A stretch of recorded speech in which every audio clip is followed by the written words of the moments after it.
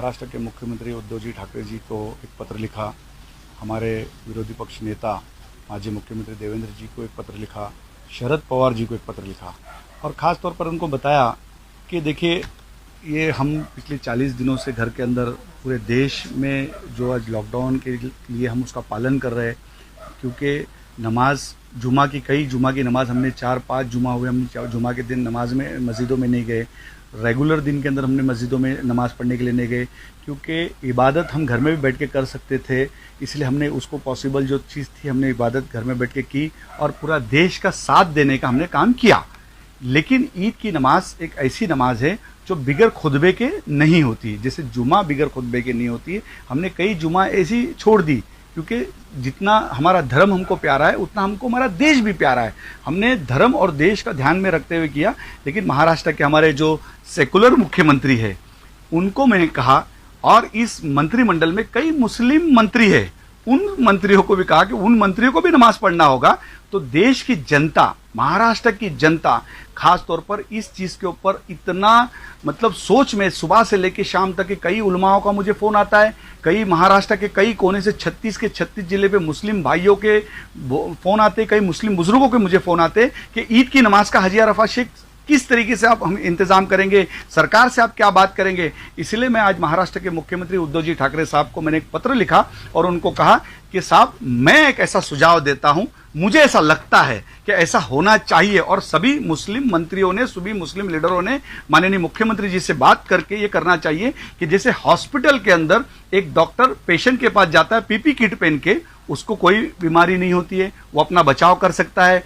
अगर कोई मरीज जिसकी डेथ हो जाती है तो वो मरीज को छोड़ने के लिए वो जो लोग डॉक्टर्स वगैरह जो टीम जाती है कब्रिस्तान तक जाती है, वो पीपी किट पहन के जा सकती है। इसका मतलब पीपी किट पहनने से वो उसको सेफ्टी है, वो कोई प्रॉब्लम नहीं हो सकता, वो अपना बचाव कर सकता है।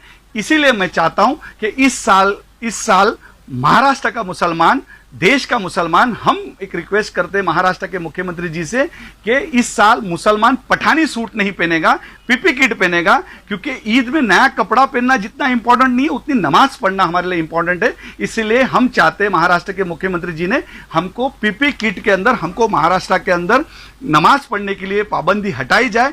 सुबह 6 बजे से लेकर 8 बजे तक नमाज होती है, 6 से 8 के बीच में हम लोग सब लोग नमाज पढ़ लेंगे। मस्जिदों में अगर उन्होंने करने के लिए, अगर हमको नमाज पढ़ने के लिए फैसिलिटी दी तो बहुत बढ़िया बात है, बहुत अच्छी बात है, हम जिंदगी भर उनका एहसान मंद रहेंगे, हम दुआ देंगे। लेकिन अगर कभी उसमें नहीं पॉसिबल हो सकता, कम से कम हमको मैदान अवेलेबल करके, जैसे आज़ाद मैदान हो गया, शिवाजी पार्क का ग्राउंड हो गया, सोमैया ग्राउंड हो गया, ऐसे ग्राउंड करके दिया जाए। दूसरी एक बात, कई महाराष्ट्र के ऐसे जिले हैं जहां कोरोना वायरस का कुछ मामला नहीं है, तो उधर पे भी थोड़ी छूट कलेक्टरों ने देना चाहिए और सरकार ने उनको आदेश देना चाहिए। कम से कम हम ईद के नमाज से महरूम नहीं रहेंगे।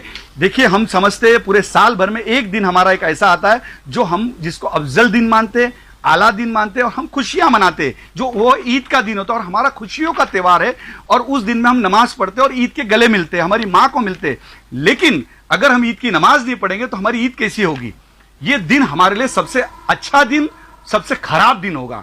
हमारी जिंदगी का मतलब, मेरी जिंदगी का और हमारे मुसलमानों की जिंदगी का सबसे बुरा दिन अगर हम मानेंगे तो वो ईद का दिन हम मानेंगे, जिस दिन को हम अच्छा मानते हैं। तो इसीलिए महाराष्ट्र की सरकार से, महाराष्ट्र के मुख्यमंत्री जी से, सेकुलर मुख्यमंत्री जी से मैं उनसे रिक्वेस्ट करूंगा, और जितने भी मुसलमान सेकुलर मंत्री उनके साथ जुड़े हैं उनसे भी कहूंगा कि अपने मुख्यमंत्री को मनवाओ, सरकार को मनवाओ, और एक दिन मुसलमानों के लिए, नहीं तो जिंदगी भर इसका जवाब मुसलमानों को देना पड़ेगा, मुसलमान लीडरों को देना पड़ेगा। जितने मुसलमान लीडर जो अपने मक्तेदारी करते हैं कि हम मुसलमानों के लीडर हैं, हम मुसलमानों के लिए जान देते हैं, ऐसे मंत्री बन के बैठे जो मुसलमानों की जान पे जीत के आने वाले, उनको इसका जवाब देना पड़ेगा। और जनता को तो देना ही पड़ेगा, लेकिन अल्लाह को भी जवाब देना पड़ेगा, ये ध्यान में रखना। पीपी किट पहन के जब जा सकता हूं हॉस्पिटल के अंदर, डॉक्टर्स अगर पीपी किट पहन के सेफ महसूस कर सकता है, तो हम सबको इतना करेंगे, जो जगह पे, जहां जहां मस्जिदों में, जहां ईदगाहों में, जहां मैदानों के अंदर जो कमेटी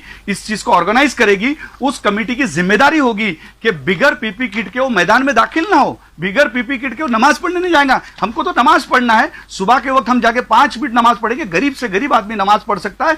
और इस साल हम पीपी किट पहन के नमाज पढ़ने जाएंगे। अगर नए कपड़े अगर हमने एक साल नहीं खरीदा तो क्या फर्क पड़ता है, लेकिन नमाज से तो हम कम से कम महरूम नहीं होंगे। और इस साल हम जैसा रेगुलर जिस तरीके से हर साल मनाते उसी तरीके से हम इस साल भी ईद मना सकते हैं। यही महाराष्ट्र के मुख्यमंत्री जी से निवेदन रहेगा, यही रिक्वेस्ट रहेगी कि हमने हमारी बात हमने रखी है। एक महाराष्ट्र के मुसलमानों की तरफ से पूरी आवाज कौम की बात थी, और कौम की आवाज बोलकर हाजी अराफात शेख बोल रहा हूं। मैं अपने मन की बात नहीं कह रहा हूं, पूरी कौम की बात है, पूरे कौम के उलमाओं की आवाज है, पूरे कौम के जितने भी बड़े बड़े पीरों की बात है। हर पीरों ने मुझे कांटेक्ट किया, जो बड़े बड़े बुजुर्ग हैं उनकी आवाज बनकर मैं मुख्यमंत्री जी के सामने एक विनती कर रहा हूं कि हमको नमाज पढ़ने दे। इस साल हमने डिसाइड किया है पठानी की जगह पे पीपी किट पहन के नमाज पढ़ेंगे। और इसके अंदर महाराष्ट्र के मुख्यमंत्री जी, खास तौर पर शरद पवार जी, जिनका ताल्लुक ज्यादा मुसलमानों से हमेशा रहा है, उन बड़े दिग्गज नेताओं से कहूंगा कि महाराष्ट्र के अंदर इस चीज के लिए हमको आप फैसिलिटी दीजिए। यही हमारी विनती रहेगी, हाथ जोड़ के विनती रहेगी। और ये निवेदन मैं सभी नेताओं को जो महाराष्ट्र के अंदर जो आज मुस्लिम लीडर बन के काम कर रहे हैं उनसे भी रिक्वेस्ट करूंगा। ये कोई पार्टी का सवाल नहीं है, ये हमारी कौम की बात है। हर मुसलमान लीडर, मैं समझता हूं कि जितने मंत्री बने हुए कि वो नमाज नहीं पढ़ने वाले, उनको भी नमाज पढ़ना है। तो अगर वो इस साल अगर वो खुद नमाज से महरूम रहे और वो ये चीज नहीं कर पाए, अपने खुद की भी नमाज अगर वो नहीं पढ़ सके, तो मुझे लगता है कि उनका मंत्री बन के भी कोई फायदा नहीं होगा।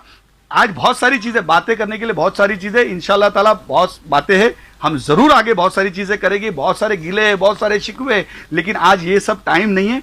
आज सिर्फ एक ही चीज है कि हर मुसलमान लीडर ने जो साथ में महाराष्ट्र के मुख्यमंत्री जी से जुड़ा हुआ है, जो उनके साथ करीब है, उन सब मंत्रियों से कहूंगा, उन सब लीडरों से कहूंगा, आप उनके साथ बात कीजिए। मैं तो कर ही रहा हूं, मैं खास तौर पर देवेंद्र फडणवीस साहब से कहूंगा, मेरे पार्टी की ओर से कहूंगा कि मैं पूरे मुसलमानों की आवाज बन के देवेंद्र फडणवीस साहब से कहूंगा कि आप महाराष्ट्र के मुख्यमंत्री से बात कीजिए और हमको पीपी किट के अंदर हम उसका लॉकडाउन का पालन करेंगे, कहीं पे भी उसका फज्जा उड़ने नहीं देंगे, कोई तकलीफ होने नहीं देंगे। और एक इस चीज जितना हम हमारे धर्म को चाहते हैं, हमारे देश को भी हम चाहते हैं, बिल्कुल उसका पालन रखते हुए और सिर्फ देश और दुनिया के लिए उस ईद के मैदान के अंदर हम दुआएं करेंगे। अल्लाह ने चाहा तो वो दुआओं की बरकत से इस देश से कोरोना बीमारी बिल्कुल हट जाएगी। यही मैं आपके सामने चैनल के माध्यम से विनती करना चाहता हूं। जय हिंद, जय महाराष्ट्र, खुदा हाफिज।